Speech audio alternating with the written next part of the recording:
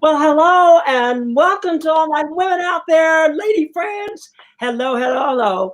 Welcome to Woman Talk. You know what? I'm so excited today. This is the third show of Woman Talk. And unfortunately, we're missing my co-host today, Dr. Jewel. She had an appointment that she could not get out of.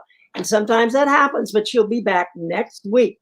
But I have a special guest today, Miss Caitlin Chin on Woman Talk, who's been in the financial service industry for well over 20 years as a capital consultant, bank manager, mortgage broker, and real estate broker.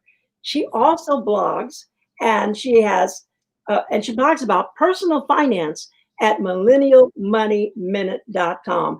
And she's very popular. She's been doing this blog for some time, and she really breaks down finances to a very basic step. So since so many of you women out there were concerned about finances and managing your finances during troubling times, such as we are going through now.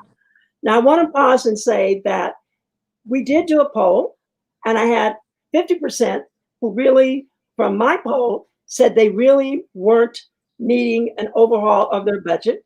Obviously, they are still working. They're actually able to manage their budgets. But 50% of you ladies out there said you needed help. And so I am, again, happy to have Caitlin Chin here today, who's going to share with you some very basic steps.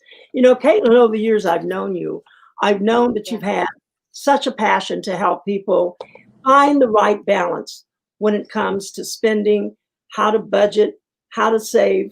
And during these challenging times, I know there are many people that need help. And so share just a little bit about your background, because you went through some horrific times yourself, which lets people know, you know, this is the show where we can get real and we can really share. So Caitlin, welcome again to the show, Woman Talk. And ladies, get in that chat room and send your questions. All right. Thank you, Dr. Young. Yes, a little bit about me. Prior to 2008, of course, I was in the mortgage business until, of course, the recession in 2008. That's when I went into banking. And what I really learned about it is you always have to be prepared. Be prepared because you never know where life takes you, if you're going to get laid off, or if the recession hits. And of course, now we can all experience the pandemic. Who would have ever thought once in 100 years we have a pandemic? And I think saving money when times are good is the most important thing. And that's what's going to get you to the next level, because then you're going to have to reinvent yourself. If you lose your job, you may spend 3 to 6 months or even more to find another job. Or if you want to get a certification, believe me, it's expensive to get certifications, whether it's a license or anything like that. And my biggest takeaway is save when you can. Well, you know, Caitlin, I know that money management takes time, patience, and some knowledge. And many of us have not really had the knowledge. You know, financial literacy was not taught and has not been taught in many high schools, many colleges. And so while you don't need to be an expert, ladies out there, you need to understand a few things to make the best decisions and plans. And because we've had so many people who've just asked me some basic questions like, how do I budget? And where do I begin to budget? Hello, Hammond Bolden, good to see you. And where do I begin? How do I begin to budget? You know, I make this much money every month. Oh, well, and I find I have a lot of credit card debt. So help me, Caitlin, to understand, to help the people understand, how do you begin to budget? What do you need to do? Great question, Dr. Young. First thing you have to do is know how much you take home. It's amazing how I find a lot of people don't know how much they take home and how much they spend. Of I'm a course, little, yes, good. whether you get paid bi-weekly or bi-monthly, you have to know. Do it on a monthly basis, not an annual basis, because that's too long. Do it on a monthly basis. Go on an Excel spreadsheet or put it on a piece of paper. How much do you actually take home every month? Then on the second column, you write down what your fixed expenses are. I'm talking about fixed expenses that are mandatory in order for you to survive. Rent, mortgage, food, insurance, gasoline, things like that. Don't put your Amazon Prime or your music monthly subscription or your magazine monthly subscription. That goes on the third column. Then you write down on the third column what are your monthly expenses for your discretionary, for example, subscriptions or anything, entertainment and things like that. Then add it up. Does the second column and the third column, are both of those more than your take home pay? Then that's going to be a problem. That's where you're going to have to start cutting back. Either maybe on your subscription, start on your last column, see where you can save there, and cut everything that you can. Then go on the second column. Maybe call your cable company and see if you can get a cheaper deal, if there are any specials, or if there are shows that they're charging you for every month. That's what's happening to me. I don't even watch HBO too much, but then they were charging me a lot of money every month for HBO, so I downgraded a little bit. And Well, that's where you have to start. I mean, it's really difficult uh, when you're sort of frustrated and you're like, you've got this much money, and we've got credit card debt. I know a lot of the millennials have talked about incurring all of this student loan debt, and how are they going to get out of it when they're not making enough money to survive just paying rent and car note. And really, what I get here and what I keep hearing is, I am in so much debt and I'm dissatisfied. How do I get out of it? What's happening to me, and how? And some of the questions are, how would my budget look without any debt payments? Now, I'm going to share something personally that happened to me, and you can clarify that. For me, it was frightening to look at all the credit card debt. This was years ago. I mean, I was really intimidated to really look at how much credit card debt I had. I mean, it was just kind of like I was just spending on the credit cards, and I would pay the minimum payment, not realizing when I made a list of the credit cards and the interest, oh my God, and my minimum payment, it would take me years to pay off that debt. Plus, I kept incurring debt. So, is it a habit? I mean, have we just become a credit card society? And what can we do about it? I remember you talking about this as a bank manager, that a lot of the millennials were coming in and they were overdrawn. And this is before a pandemic, and they were sort of in a financial crisis, which motivated you to then begin to do something and write Millennial Money Minute. So give me some of your take on what people should be doing. Just, you said the very basics steps of actually taking a look at, what am I spending my money on, right? Yes, absolutely. And my suggestion for millennials is really to go back to cash. I know you don't like to use cash. Us older generation, we like to use cash sometimes because you really can have some kind of control over what you spend. Think about it. When you go to a mall just to take a walk and you start window shopping, you're like, "Oh, love those pair of shoes. Let me just go see how much they are." And you look and they're like, "Oh, it's 50% off." Well, guess what? Ask yourself, is it easier to take cash out of your wallet and pay for those pair of shoes, or is it easier to whip out your credit card or debit card and pay for it? I think you get more of a sense of the value of money when you use cash. My suggestion, Dr. Young, for anybody that's in debt, including myself, I've done this quite a few times, where I've just put all my credit card at home, literally, and then just bring cash.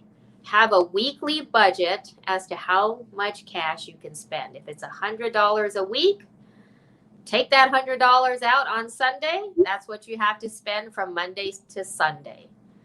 And believe me, you will have more of a control over your spending. I remember a gentleman who was an airline pilot, and he flew to France and Europe quite a bit. And I remember meeting him, and he had a little bit of a session, and he was just talking in general. And he said, money's objective is to get away from you. I'd never heard anybody say that. He said, think about it. You get a paycheck every month. You get a check. Some people get their checks in their hands. Some people, it's sent to the bank. I'd always had my checks, my payroll sent directly to the bank. So you never see money. You never handle it. He said, now, if you got all of your lump sum money, all the cash, and you had to start going and spending that cash, okay, here's $1,200 for my rent. Okay, here's $600 for my car payment. You begin to realize how to expend and how to spend your money. And you'll be able to see how easy it goes. And so Yes. that was really eye-opening. I don't know if anybody out there got that, but if you like you said, if you're spending cash, and I know that I only have $200 to spend for my groceries this week, and I'm spending cash, I'm going to be very selective on what I'm buying. I'm going to be looking for sales in the stores. I'm going to be looking for bargains. Now, one of the things, I'm just going to be really blatant out there and very transparent with you ladies, because that's what this show is about. It's being very transparent and sharing. During this pandemic, I don't think anybody, has suffered from not having enough food. I think we're overeating. I think we're overbuying, overspending. I could be wrong. So ladies in the chat room, if you disagree or you agree, let me know. Because I know when I go to the market, I see people coming out with shopping bags like they're shopping for a month. And so really, I believe basically that we are overspending, and trying to create and stick to a budget may be a little difficult. We have a lot of people who don't even have an emergency fund. You talked about establishing an emergency fund or savings. Some people don't have enough left over that they can save. So what are the steps to do to pay off my debt? I want to pay off all my credit card debt. I know I'm overextended. Caitlin, what can I do? We talked about this some time ago, and you had a solution. I got all these credit cards. I can't pay them all. I'm paying the minimum payment, but some of them I can't even pay. And they're sending me letter after letter after letter. What do I do? I'm stressed. Yes, that happens to a lot of people. And number one, what I would do, you would be surprised at how many of these banks may want to, if you call them and ask, you never know, right? If you don't ask, you don't get. Right. You might as well call them and ask them, can you lower my interest right now? And what they can do is lower, it's happened to me before where they'll lower your interest, but they won't allow you to use your credit card anymore, which is good because you don't want to be using it anyways. Now your payments are a little lower. And what you want to do is maybe either pay off the high interest rate cards first or pay off the ones with the lowest. I call it the Dave Ramsey solution. He calls it the snowball effect, where you pay off the lowest balance first, right? Once you pay that off, you allocate what you were paying on that credit card and put it towards the next credit card. So therefore, you're paying more on your next credit card. And that's a good strategy. So therefore, I think what you should do, call your credit card company first. Tell them, I'm not going to use this credit card anymore. if you can please lower the interest rate, that way your minimum payment will go down. You can probably pay more towards your principal. And I have to say, you need to try to keep up with the payments, because nowadays, in this day and age, a lot of times when you look for a job, they will run your credit, especially if you're looking to work for a financial institution or anything that has to do with money. They will run your credit. And if your credit is less than stellar, they may or may not hire you.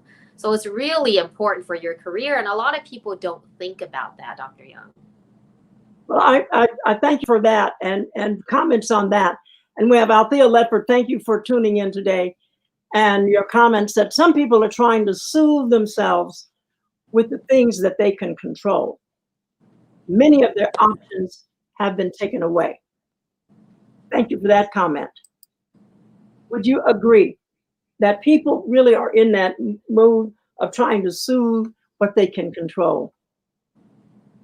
Caitlin? Yes. Response to that.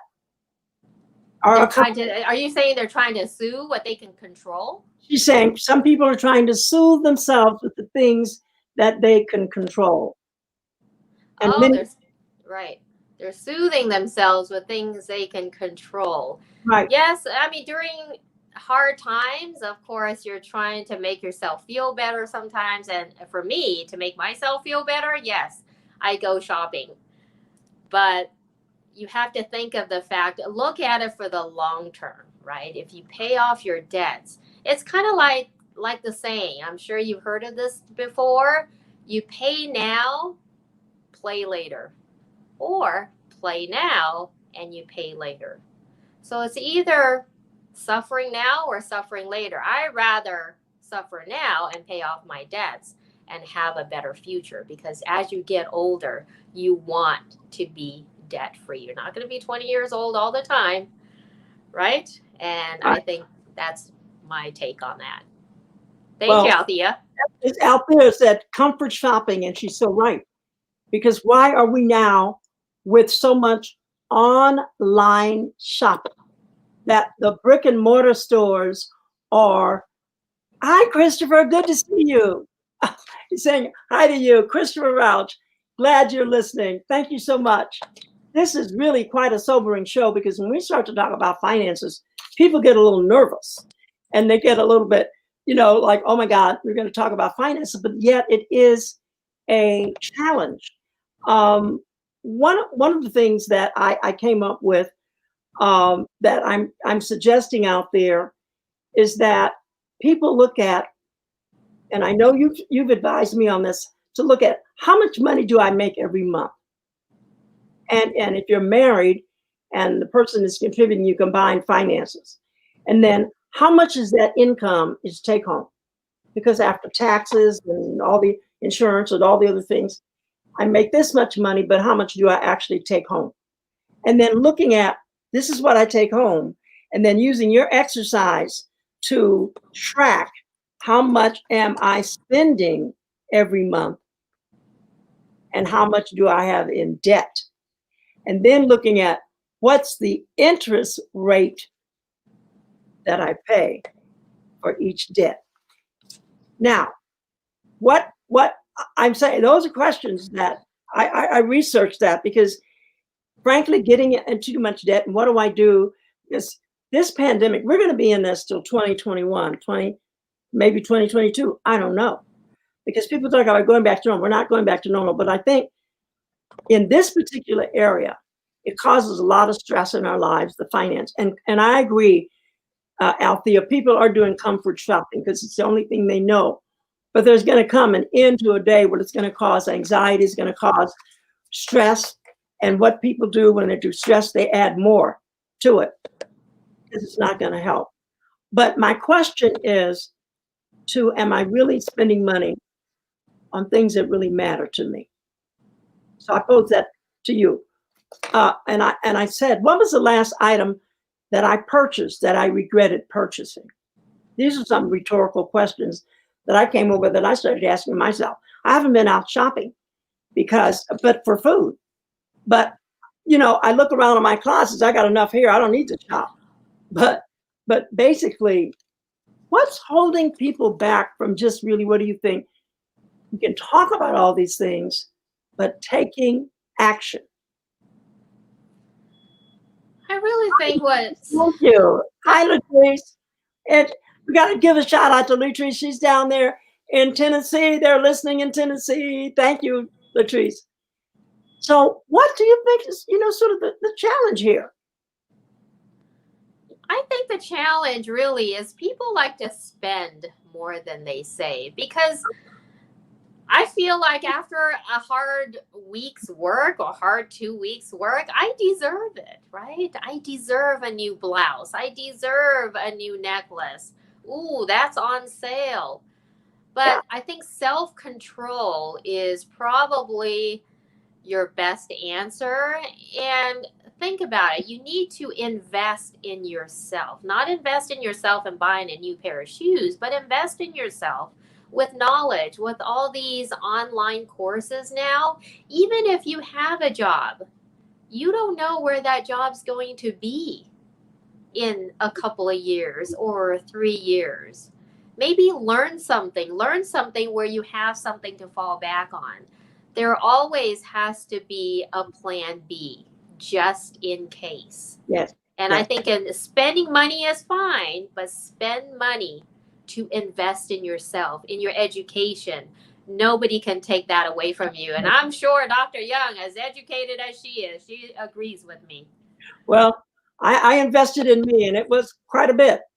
But, when we talk about improving financial literacy, I'd like to have, and if those of you are out there, ladies, that would like to have more conversations about how we can improve our financial literacy, because there's more to it than just one particular age group, because there are women, all age groups, maybe looking at 2021 retirement.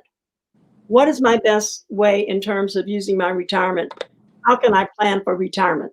Even younger people, thinking about, how can I save for my retirement? Am I listening to the right people?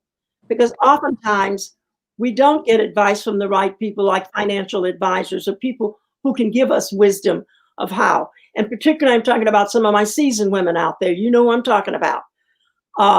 You're living on retirement income, Social Security. We're talking about a little bit of a percent increase, maybe 1% next year increase in Social Security. So we're not talking about things that are going to impact us financially in the future, but how can we safeguard our future in terms of financial planning for the millennials to get out of debt, for those who are still working, baby boomers to that, or some of the people still working.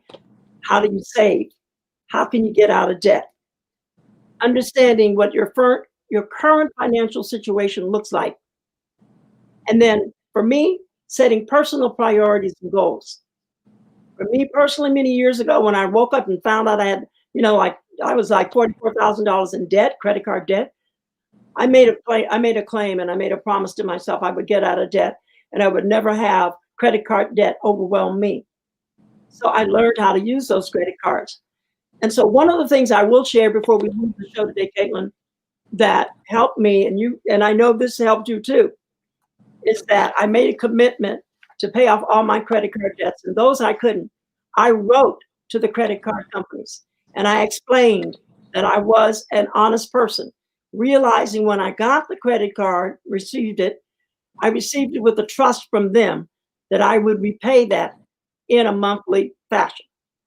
Because I could not, and because I'm a Christian woman, I felt obliged to write to each credit card company saying, I cannot pay, but I will pay $1 a month. I mean, I was asking for forbearance, I guess you would say. But knowing to take responsibility was a big thing for me.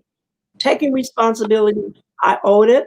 I earnestly got that credit card, didn't think anything about it, but being trustworthy to pay my debts. Then I created and stuck with a budget, and I live on the 80-20 rule. 10% tithes, 10% savings, and I live on 80%. I've been doing that for the last 20 or 30 years. So I don't know if this helps somebody. Caitlin, I know you're here and you're trying to every people, soothe themselves with the things that they control, shopping, but you have given some good ideas today on basic planning. I think the first thing you started out with as we begin to close the show is to really start looking at it. Would you repeat that again? Looking at everything and do a checklist. Would you repeat that again as we close the show? Yes, thank you, Dr. Young. What you want to do, number one, on your first column, if you go to the Excel spreadsheet, is write down what your monthly take-home pay is. On the second column is your mandatory living expenses, fixed living expenses. We're talking about rent, food, gasoline, utility bills, not like your Amazon Prime. That goes on the third one because that's discretionary. Those are the things that you can cut out on a monthly basis. The third column is your discretionary expenses that you may have to cut out. And those are the three things. Of course, the second and third column should not be more than your first column. If it is, it's time to cut back. Okay. So I'm going to be in the cutback mode after listening to you today. So ladies out there in the chat, if you would like to have future questions about, and if you'd like us to continue to talk about this subject of finances, I really want you to let us know. If you have an important question or a topic you want to discuss, it'll be kept confidential. You can contact us at our new email address, chat@womantalklive.com. That's chat@womantalklive.com. Jewel and I will be so happy to hear from you and your comments. And Caitlin, again, I just want to thank you so much for being on the show today. I mean, absolutely. You didn't tell your story, so I hope we get a chance to bring you back for the second time so you can tell your story of how you went bankrupt and how you had to really wait how many years before you could even get credit again. That story we want to hear. So for you ladies out there, Okay. I trust that this show has been a blessing to you today, because truly from my heart, we want to bring you true messages that are going to help you. And if you have important questions, any topic, there's no hold barred. We're going to share it. And I know Jewel would say with me, ladies, this is the place that you will want to be. This is the place that you want to be. So let's keep talking, because the conversation is always better here at Woman Talk. So this is Dr. Barbara Young. I want to sign off. I think I have a couple of more comments.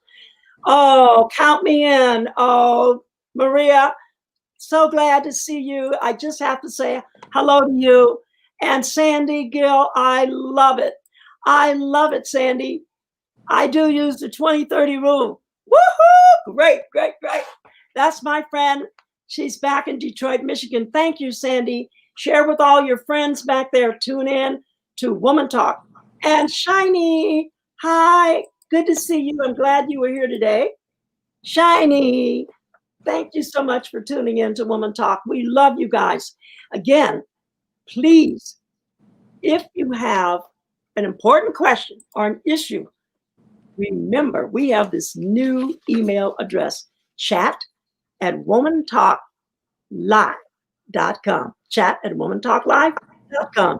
We're so happy to hear you.